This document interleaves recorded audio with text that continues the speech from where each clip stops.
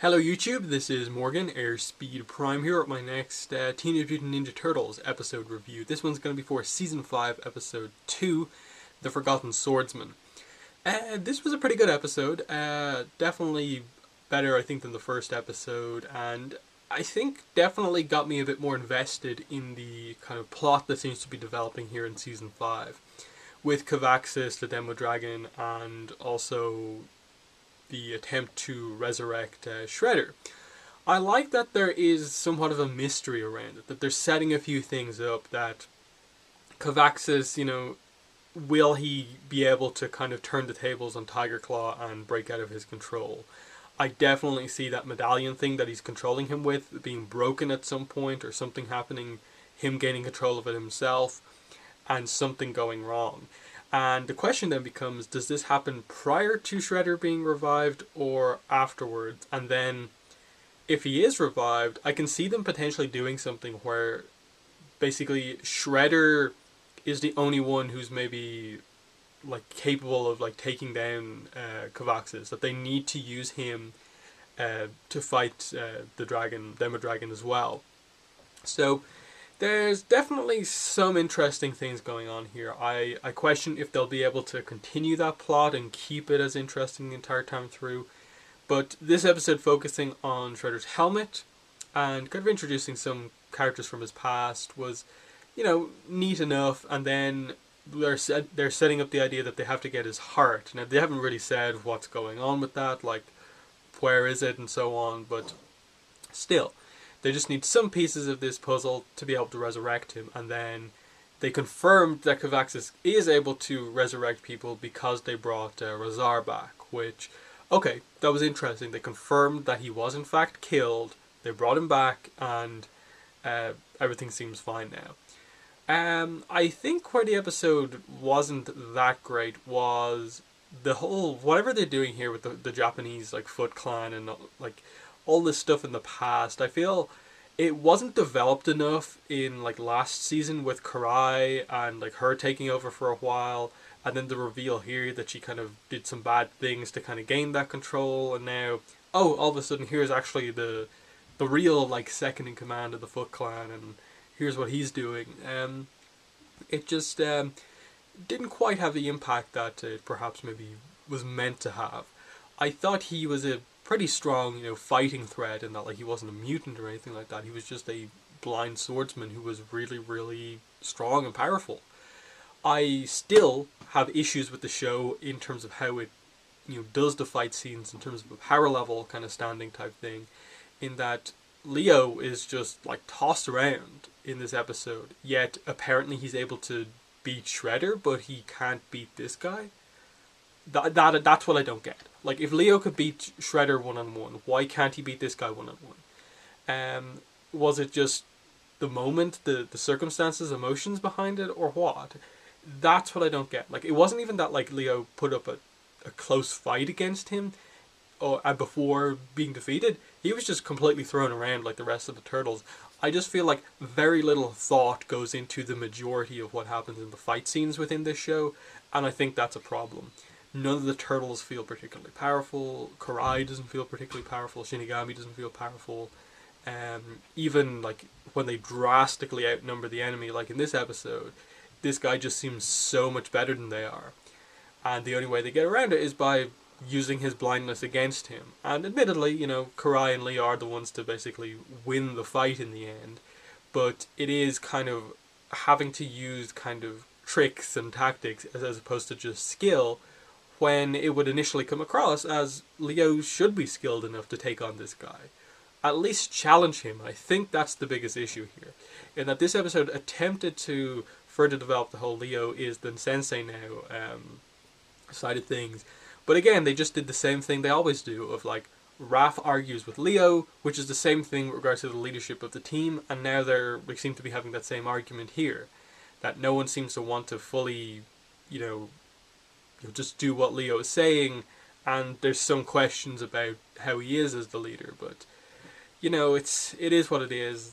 It's probably about the best we can hope for in terms of a character arc from this show, because it doesn't seem to want to do anything with the Turtles. I like that they continued the thing of like, okay, Leo definitely likes Karai. They haven't really gone in depth in terms of establishing what their relationship is. Mikey clearly likes Shinigami and she likes him, but like, is that going to develop into something romantically? It's just the issue with the show with regards to how it's attempting to sort of do romance but never really touch upon it is definitely a bit frustrating. In that, like, all of the turtles have somewhat of a love interest, but there's, apart from Raph and Mona Lisa, there's been no like focus on it at all. So maybe they'll get to that point at some point. But I think the biggest takeaway from this episode is that it feels like they're finally committing to having Karai like stick around and team up with the turtle. That she feels like she's part of the team now. The other thing with this episode is that we end with Shinigami and Casey needing to go to the hospital because of the injuries that they suffered. Now, are they going to do a thing like they did with Karai within this episode where she just like says, "Oh yeah, I'm recovered, I shouldn't have been out of action for so long"? Is it just that? Or is this going to be a plot thing of, they're actually going to be out of action for a couple of episodes? I'm not entirely sure, but they're definitely putting a little bit more thought into the fact that like characters get injured when they fight. Even if, again, the fighting, like power level stuff, isn't particularly strong. Other than that, I think just the episode was, as I said, solid without being anything like super, super strong. In that, obviously, it seemed like Tatsu, the Forgotten Swordsman, was basically killed in this episode. It seemed like Cavaxis like sucked his life energy out or something like that. That it's either some part of being able to restore Shredder involves him taking like his memories or taking his life energy, so he can give that life energy to Shredder once they have his heart, but we don't really know for sure. But we're definitely looking towards, I suppose, what exactly is happening next. As I said, will Shredder be resurrected or not, and when is the turn with Cavaxis going to happen? And then I suppose, where does Tiger Claw go from there? There's a lot of interesting little things in that. Like Alopex, I assume, will return at some point, and we could see the death of Tiger Claw perhaps, or maybe Tiger Claw turning, going good to some degree. And then I suppose the only question is, if Shredder comes back, what do they then do with him? Is it just a setup to another Turtles versus the Shredder fight? Or what? That's definitely the kind of confusion I have.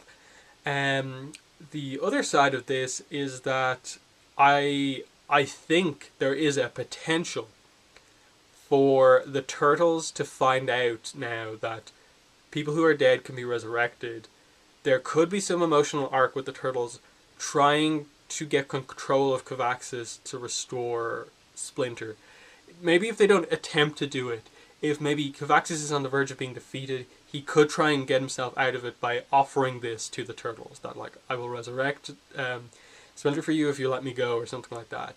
I can see something like that maybe happening, and it being a big moment of them kind of being like, okay, we could get him back. Or do we just accept that he's dead and accept that and not, do all this stuff to, resurrect him, which isn't what was meant to happen. He is dead, and it just that's the way it is now. So yeah, definitely a lot of potential. I'm seeing some ideas with this, and especially, as I said, with it being a shorter season, only 20 episodes instead of 26.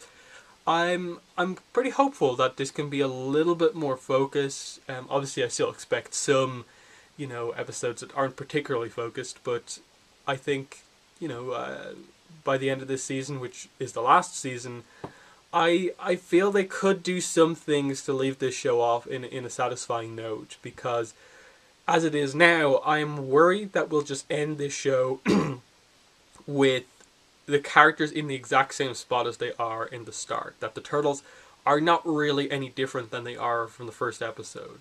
That almost every other character except the Turtles are different, but hopefully they will do something. So that's my basic thoughts on the episode. Good, but not quite like amazing. So in the comments, let me know what your thoughts were on the episode, and also my review. But yeah, that's been the video. Thanks for watching, and bye.